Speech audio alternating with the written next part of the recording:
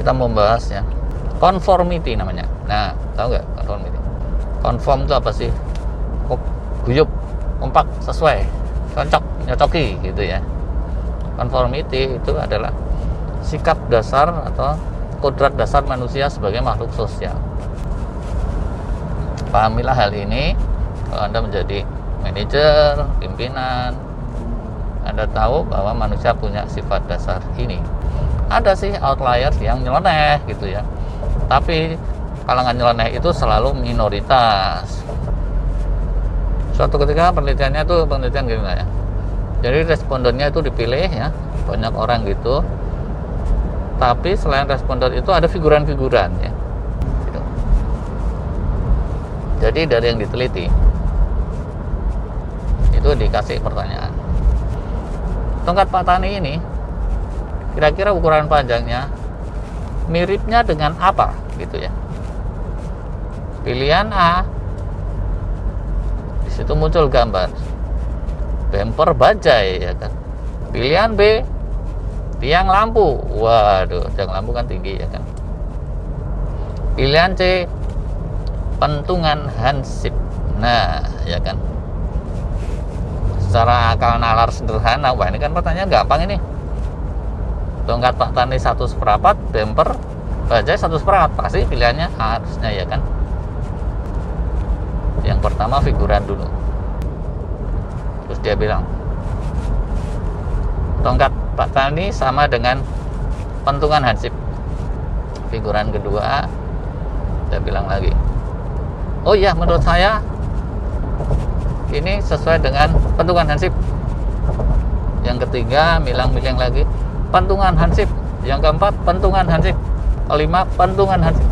Jadi 9 figuran semuanya milih jawaban yang salah, yaitu apa? Bahwa tongkat Pak Tani yang 1/4 sama dengan pentungan hansip yang cuman pendek ya kan, cuman setengah meter. 9 memilih itu, dan apa hasilnya? 75% dari orang yang diuji dia ikut-ikutan memilih sama dengan pentungan hansip, yang jelas-jelas salah sebetulnya itu jawabannya ya. Itu padahal andaikan dia nggak ada pembandingnya para figuran, 100% memilih samanya dengan bemper bajai. Perlu berapa orang milih bemper bajai supaya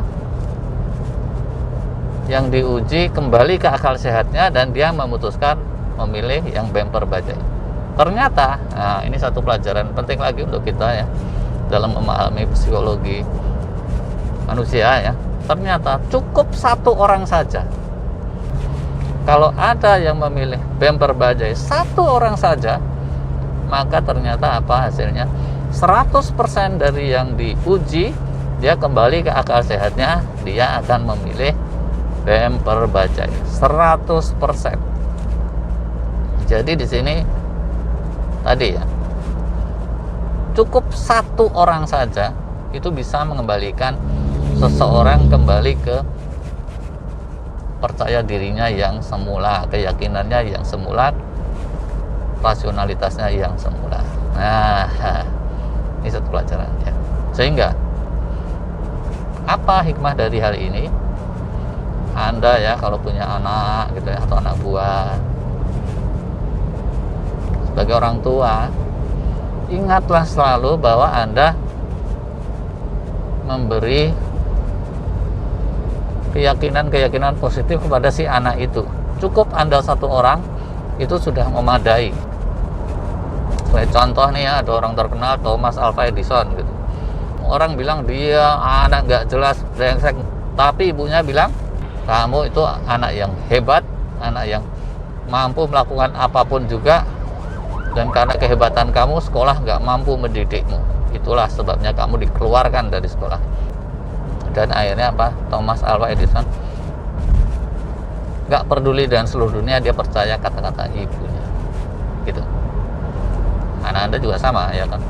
Kalau seluruh dunia bilang dia tuh, anak Anda tuh bandel gak karuan, dan kemudian Anda sendiri juga bilang anak Anda bandel nggak karuan, anak Anda pun akan meyakini bahwa dia adalah anak bandel, ya kan. Sebaliknya, bapaknya tiba-tiba dia bilang, siapa bilang kamu anak bandel? Seluruh dunia itu salah, yang benar kamu itu anak yang amat kreatif. Wah, langsung dia akan percaya bahwa dia bukanlah bandel, dia anak kreatif. Seluruh dunia bilang apa, dia tidak peduli. Hatinya dia bilang, saya nggak bandel, saya anak kreatif seperti apa kata bapak saya.